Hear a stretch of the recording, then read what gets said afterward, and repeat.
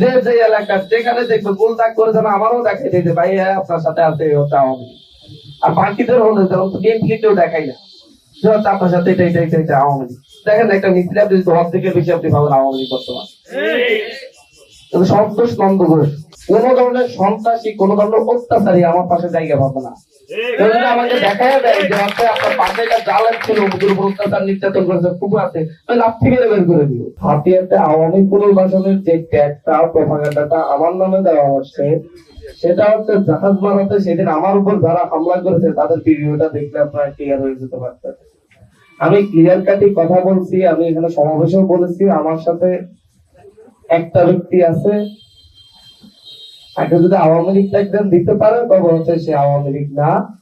তার বাবা আওয়ামী লীগের নেতা ছিলেন কিন্তু হচ্ছে উনি মোহাম্মদ আলীকে ঠেকানোর ক্ষেত্রে মোহাম্মদ আলীকে হাতিয়া থেকে তাড়ানোর ক্ষেত্রে সবচাইতে বেশি সাহসী ভূমিকা রেখেছিল, যার কিন্তু উদাহরণ তাকে আমি সাথে রাখতেছি এবং তার বিরুদ্ধে কার্য অত্যাচার নির্যাতন করার কখনো কোনো অভিযোগ নেই। এই কারণে এই বিষয়টা ছিল।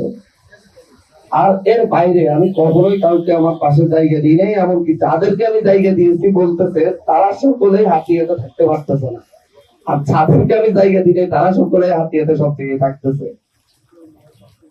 কয়েকটা উদাহরণস্বরূপ বলতেই পারি, সেদিন প্রকল্প বাজারে ঘুরে এসেছি, সেখানে শুনেছি মেয়েদেরকে বিয়ে দিতে হলেও 5,000 টাকা করে চাঁদা দিতে হয়। সেটা যারা করতে না পারে সেজন্য কয়েকজন প্রতিনিধি সেট করে দিয়ে এসেছি যা ওনারা এগুলো দেখভাল করবে। তারা তারপর দিন থেকে বাড়িতে থাকতে পারতেছে না, কারণ আগের আওয়ামী লীগ আর বর্তমান যারা আছে তারা সকলে একসাথ হয়ে তাদেরকে ঘর ছাড়া করেছে যাতে তারা সেই টাকাগুলো খেতে পারে, চাঁদাগুলো নিতে পারে। 1 বছর আগে যখন আমাকে সবাই বিভিন্ন জনে আমাকে বিভিন্ন পরামর্শ দিত এইভাবে সেখানে বিরুদ্ধে খুল্লা কথা বলা যাবে না, আওয়ামী লীগের বিরুদ্ধে পড়তে যাবে না, এভাবে আন্দোলন করা যাবে না, প্রতিবাদ করা যাবে না, আমি তখন বলতাম যে আপনারা কেউ করেন না করেন আমি একা করে যাবো ইনশাআল্লাহ, যে আমরা একা করলে সামনে আরো 10 জন করবে। ঠিক একইভাবে আজকে এখানে বলতেছি আমার ভাইদের সামনে যারা এখানে আছেন যে হচ্ছে হাতিয়ার জন্য যেমন হচ্ছে আমরা নদী বাঙ্গন বিদ্যুৎ এরপরে তো বিদ্যুতের ফিলার করেন 5 আগস্টের পরে তো বিদ্যুতের ফিলারের থেকে টাকা নেওয়া শুরু করছিল, বিভিন্ন নেতাদের মাধ্যমে নেওয়া হচ্ছিল। এটা যেদিন আমি হচ্ছে সরাসরি ওদের অফিসারকে চাপ দিয়ে যখন বললাম তারপর দিন মাইকিং করে দিচ্ছে খবরদার কেউ কাউকে টাকা দিবেন না। মাইকিং হয়েছে না সারা দেশে, এগুলো তো করাচ্ছি। যাতায়াতের জন্য যাই কিছু করা দরকার এগুলো আপনারা বললেও করবো না বললেও করবো, কারণ এটা আমি জানি যে আসলে এগুলো করা দরকার।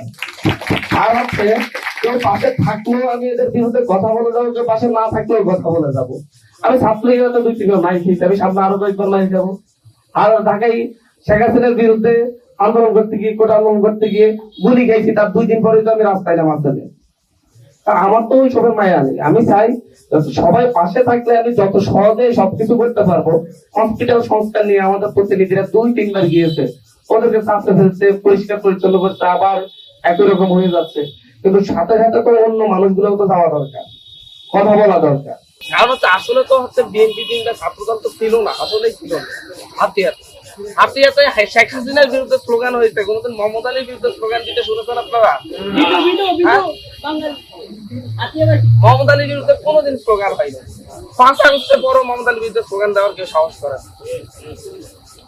আজকে সবাই বড় বড় সেই নেতা সাজছে তো, কিন্তু আমরা সবচাইতে বেশি মানে এতটাই কষ্টে আছি যে হচ্ছে ডেভিল হ্যান্ড চালু করে সারা বাংলাদেশের 2টা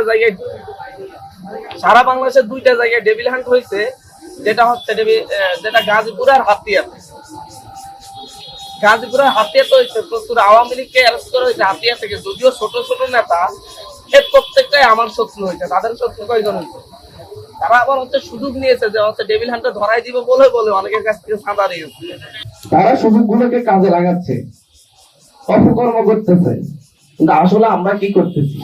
আমরা কিন্তু তাদের ওই যে একটা সাদাবাজ পোস্ট দিয়ে দিল যে হচ্ছে হান্নানের পাশে বাচ্চা ছেলে একটা বসে আছে, হাই স্কুলের ক্লাস 9-এ পড়ে, সে ছাত্রলীগ, সে ওখানে গেছে কেন জন্য আমরা হামলা করছি, তাকে লিগালাইজ করতেছে। ক্লাস 9-এর ছেলে একটা তবে সহসভাপতি আমি তো চিনিই না, আমার ওখানে গিয়ে বসে আছে, পরে যখন দেখতে এই সুপেটাকে উঠাইয়া দিছে, এটাকে বিশ্বাস করে পর্যন্ত আমাদের লোকজন মনে করছে হান্নান আসলে তো মনে এটা করতেছে। আগে তো এটা চিন্তা করতে হবে যে পোস্টটাকে দিচ্ছে, লিখতেছে কি, আসলে তার পরিচয় কি। খবরের কাগজ, নিখাদ, নির্ভীক, নিরপেক্ষ।